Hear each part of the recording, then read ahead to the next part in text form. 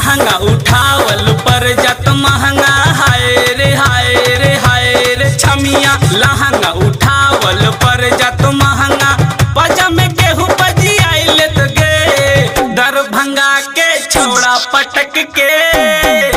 तोरा चुमुक में लोहा सटाई दे तोगे नाता मीटर में अर्थिंग छुआई दे तोगे केहू सिलवट पे लोढ़ा चलाई दे तोगे लहंगा उठावल पर जत महंगा हाय रे हाय रे हाय रे छमिया लहंगा उठावल पर जत महंगा बजा में गेहूं बजी आइल त गे दरभंगा के छौड़ा पटक के तोरा चुमुक में लोहा सटाई दे तोगे नाता मीटर में अर्थिंग छुआई दे तोगे केहू सिलवट पे लोढ़ा चलाई दे तोगे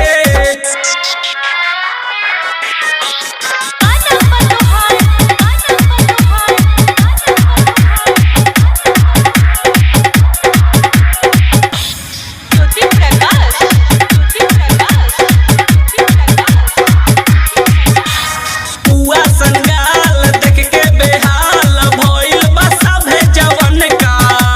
देबू न ध्यान हमनी पे जान तकीरी जवानी पे ठनका गिरी जवानी पे ठनका पुआ संगाल देख के बेहाल भइल बा सभे जवन का देबू न ध्यान हमनी पे जान तकीरी जवानी पे ठनका घट तो न तोरा दे दे थोड़ा थोड़ा आही रे सुगनी घट तो न तोरा दे दे थोड़ा थोड़ा नहीं तो जबारी सुताई ले तोगे नेहरा धुसी तरमी के छौड़ा तोरा चोली के मैंगो चुराई ले तोगे सब पीरी में लूटिस मचाई दे तोगे दरभंगा से बच के ना जाई दे तोगे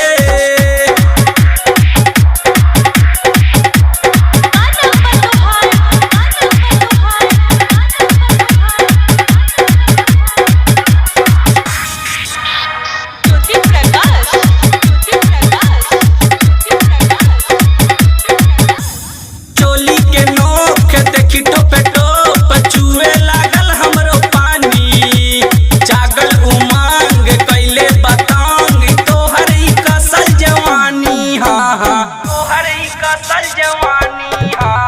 चोली के नोक देखी टोपे टोप चुए लागल हमरो पानी जागल उमंग कैले बतांग तोहर ई कसल जवानी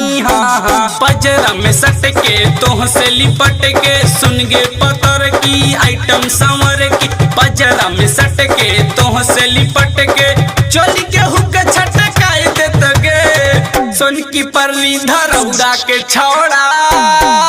तोरा टंकी में मोबिल चुआई दे तगे केहू धीरे से गेर लगाई दे तगे दरभंगा टावर पे घुमाई दे तगे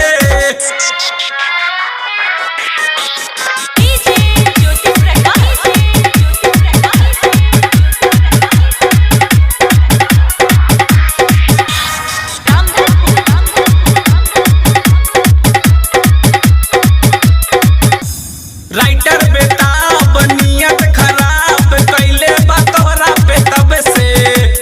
गोरे गोरे टांग चिकन सामान तोहर उ देखले बा जब से रे गोरकी तोहर उ देखले बा जब से रे गोरकी राइटर बेताब नियत खराब कैले बा तोहरा पे तब से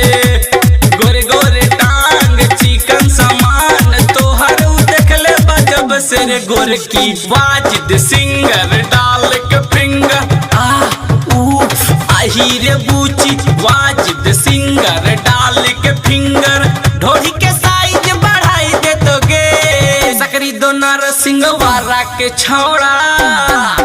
तोरा बोगी से इंजन भी